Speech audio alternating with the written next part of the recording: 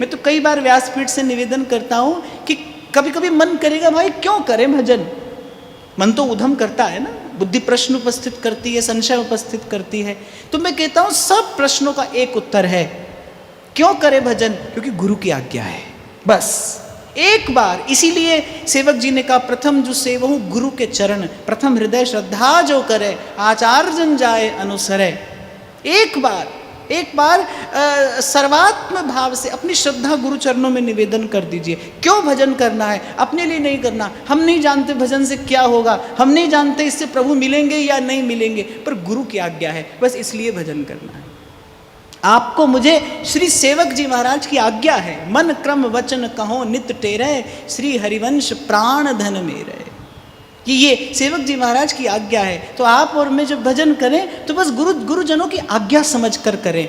और आज्ञा समझकर करने से क्या होगा, भजन आप गुरुजनों की आज्ञा समझकर करेंगे तो इससे क्या होगा, कृपा कृपा सब कोई कहे, कृपा पात्र नहीं कोई, कृपा पात्र सोई जानिए जो आज्ञावर्ती हो।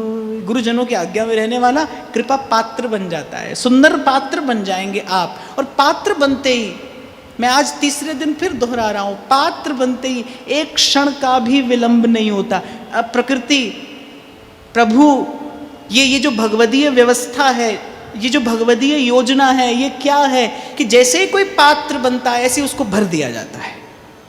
केवल पात्र बनने की देर है। जैसे ही आप पात्र बनेंगे तैसे ही आपको उस प्रेम रस से लबालब भर दिया जाएगा।